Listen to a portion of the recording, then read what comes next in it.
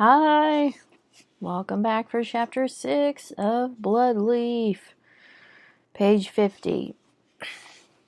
I whirled around. It was her, the woman who'd haunted me as long as I could remember, lurking on the periphery of every tragedy I'd ever known. I called her the Harbinger because she appeared only when death was near. She wasn't quite like any of the other spirits I sometimes saw, who were simply faded versions of their former selves. She was made of shadow and smoke, visible but intangible, bending light and color into her shape like a water droplet to a window pane, on a window pane. Other ghosts clamored to get their hands on me the instant they knew I could see them, but not the Harbinger. She'd only ever touched me once. I was 10 years old at the time. Father was gone on a weeks-long expedition to tour our coastal lands with Taurus and Camilla, while Lisette stayed with me and my mother, who was feeling poorly, at the castle. We'd spent several days holed up in my room with books of romance and adventure, though the romance was more Lisette's fare than mine. I even let her read several of the stuffy formal letters I received twice yearly from my betrothed, Valentine. It was my opinion that they were detestably boring and likely dictated by a tutor, if the rumors about Valentine's lack of wits were true. But Lisette had become enraptured with them, reading one after another with eyes aglow. "Have you replied yet?" she asked when she was done, clutching the letters to her chest. "Not if I can help it," I said, wrinkling my nose.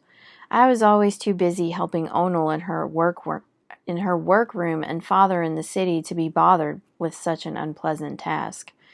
Lisette gave me her most reproachful look. "Oh, Aurelia, you can't just leave him hanging. You must write back at once." I said, "You can do it for me if you like." And she did so with great relish, even signing my name at the bottom and sending it off with a messenger before we went to bed that evening. That night I had a terrible dream of my mother trapped and dying in a room full of smoke and flame.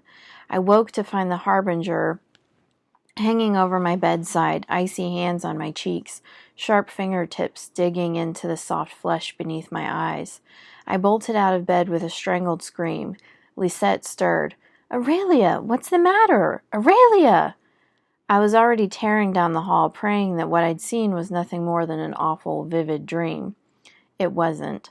I arrived at Mother's antechamber to find smoke billowing from underneath her parlor door, which was locked. I tugged furiously on the searing knob to no avail, just as Lisette tumbled into the room after me. "Aurelia?" "The letter opener," I cried. "By her stationery, quickly." I could see the flicker of flames under the door. Lisette fumbled at the desk, coughing into her nightdress sleeve while I tried to break in by throwing my body against the barrier.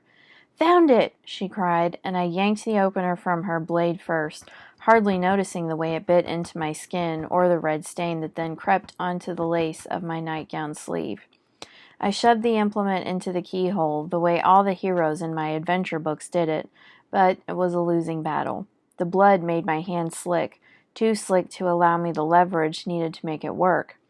I put my palms and forehead to the impenetrable wood, sobbing. My mother was going to die, and despite the Harbinger's warning, I was helpless to change her fate. Emotion welled up inside me. Anger, frustration, fear, guilt, sorrow, pressing against my heart until something inside me burst, and all my rage and regret rushed free like water from a broken dam. That's when I knew. I knew what I needed to do. I could use blood. I could use magic. I began to mutter a haphazard sort of a spell. Most of my incantation was a mash of broken phrases and my own repeated exhortation to the fire itself. Ignum ire, abio, decido, resido. Please don't take my mother. Please don't take my mother. Ignum ire, concede, abisto, suicido. "What are you doing?" Lisette asked in horror, backing away. "Aurelia, stop! Stop!" she begged. Something I said must have worked, because I felt the fire respond. I felt it in my hands, in my veins, in my heart, and when I knew I had it in my control, I gave it a hard push. I thought of water. I wanted the fire to drown. That's when the guards came and found me staring dully at my hands in a smoke-filled room. They broke down the door, and my mother was found surrounded by blackened curtains, coughing from smoke but untouched by flame. Lisette was looking at me with wide, terrified eyes. "What did you do?" she whispered. "Where did it go?" "I don't know," I told her, dazed. "Away." The next day we woke to the sound of a city in mourning. "The king is dead! The king is dead!" The story was horrific. King Regis and Lady Camilla had been standing on the dock of the port of Delina when they were overtaken by a sudden, massive firestorm that devoured everything in its path. Ships, shops, people, everything. Taurus was the lone survivor, and he emerged from the maelstrom with the ardent belief that the deaths of his wife and king could be attributed only to the work of witches. I tried to speak to Lisette at her mother's funeral, but she wouldn't respond, wouldn't even meet my eyes. She and I both knew I was to blame for what happened to her mother and my father, even if we didn't understand quite how. Taurus joined the tribunal shortly thereafter. I spent every waking minute for months listening for the sound of boots outside my door, convinced that it was only a matter of time before Lisette confessed and they came for me. But they never did. Lisette kept my secret. I resented it sometimes, knowing that with a single word she could bring the axe down on my neck. Perhaps she wanted just to forget it, or perhaps she wanted to use the knowledge of my wickedness for political gain in the future. I had no way of knowing, and the uncertainty was a torment. There was some light in the darkness, however. My brother was born. I grew older. I met Mabel Doyle and began trading for magical texts. I began experimenting, ever so cautiously, with the power I'd glimpsed inside myself that night outside my mother's bedroom door. I saw the Harbinger dozens of times after my father's death, her appearance always a portent of misfortune. Often I could sense when she was nearby before I glimpsed her. She observed me constantly, and though I always had the feeling that she wanted something more from me, she never touched me again. Now she stood immobile in the still air of Omel's room. A circlet of silver rested on her brow. Beneath it, her eyes, black and bottomless, fixed on some point behind me. My fingers curled around my unlit lantern and the broken bracelet. "You were there in the square today, weren't you? I felt you nearby." I'd seen ghosts affect objects in the material world before, in fear or anger or desperation, but for her to bring me my bracelet was astounding. Her eyes clapped on me, and I felt shock roll through my bones from my crown to my toes. Steeling myself, I slid a foot closer. "I've been looking for you." She waited. "You can see things before they happen, can't you?" I swallowed. "Tell me, please, is it only death that you see?" She didn't move.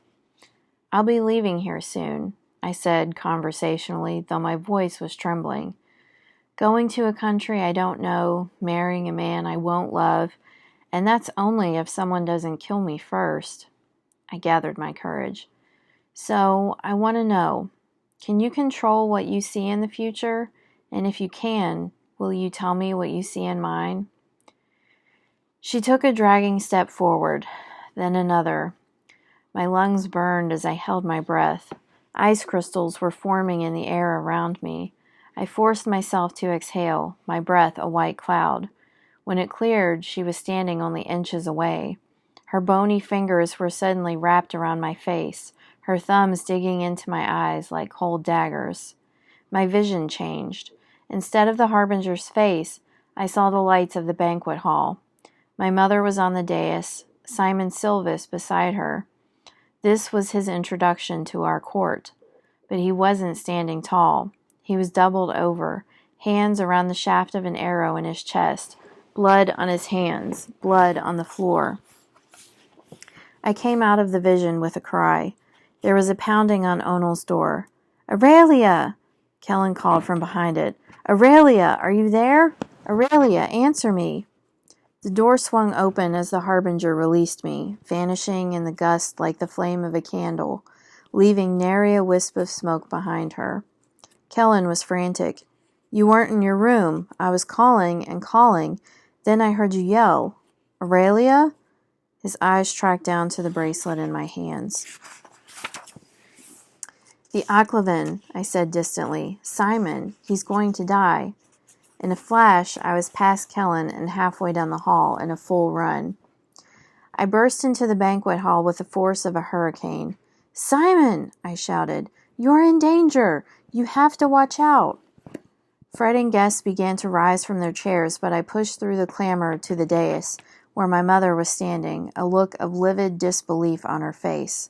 Simon was beside her, exactly like I'd seen in the vision, and I swept toward him. Listen, I know this sounds strange, but you have to believe me. Something's going to happen to you, something soon. You have to—" But his eyes shifted from my face and fixed on some point behind me. With one jolting movement, he pushed me away from him, and I stumbled on the stairs, looking up just in time to see the arrow fly from the back of the hall and land square in his chest. The person wielding the bow was the same boy who caused me to spill the wine on my dress. His features were contorted into a mask of rage and disgust. Lowering his bow, he cried, "Death to the witch! Death to all practitioners of the dark!" But his war cry was cut short by the sleek shaft of metal that appeared in front of him, protruding from his belly. Kellen freed his sword from the boy's body and strode toward me, while I turned back in horror to the bleeding man on the dais. Mother had grabbed Conrad and was turning him away from the grisly scene, covering his eyes with both hands. I crawled toward Simon, but Onel had beaten me there and was already bent over him, assessing the injury. "It didn't get his heart, I don't think." "Wouldn't matter if it did," Kellen said, removing the arrow with a swift yank and pressing a cloth firmly against the wound. "Look at the shaft. The thing has been coated in bloodleaf poison." He tossed it away. "He's as good as dead." "As good as dead is not the same thing as dead," I said, clutching Kellen's shoulder. "Simon didn't deserve to die this way." To Onel, I pleaded, "Can't you do something?" "I would if I could," she said. "This is my fault." The cold realization dawned on me. If I hadn't seen the Harbinger's vision, I wouldn't have come back to the banquet. If I hadn't come back to the banquet, the vision would never have been fulfilled. This happened because of me. If he died, there would be no one to teach me how to use whatever strange power I had inside me. The tribunal would go on with its endless executions. Renaultans would go on masking their fear with hate, and I would have to add another name to the list of those whose lives were lost or plundered by another of my great mistakes. There was only one acceptable outcome. Simon could not be allowed to die. Setting my jaw, I pulled the knife from Kellen's belt and drew it across my palm, a slim second cut paralleling the one from the unfinished ritual. When the blood began to well up, I let three drops fall onto Simon's chest. "What are you doing?" Kellen said angrily. "Aurelia, stop!" "Ego principio tibi ut, heal, curaret." I struggled to find the right word. "I command you to heal. Heal!" "I know what you're doing," Onel said, "and it will not work. Stop now, child. They're watching." I looked up and found 100 pairs of eyes on me and my upheld hand, dripping blood. But I didn't have time to care. Simon's eyes were going glassy and rolling into his skull. His rattling breaths were slowing. Onel was right. It wouldn't work. I could feel it. The magic was resisting. Blood magic wasn't used for healing. That's what Simon had said. I pulled out the glass capsule I'd hidden in the folds of my gown, wine stains commingling now with blood, and broke the seal. "Where did you get that?" Onel gasped. "Aurelia, no!" But I had already poured the contents, water, petal, and all, down Simon's throat. "What have you done?" she whispered. The end of chapter 6. See you next time for chapter 7. Sayonara.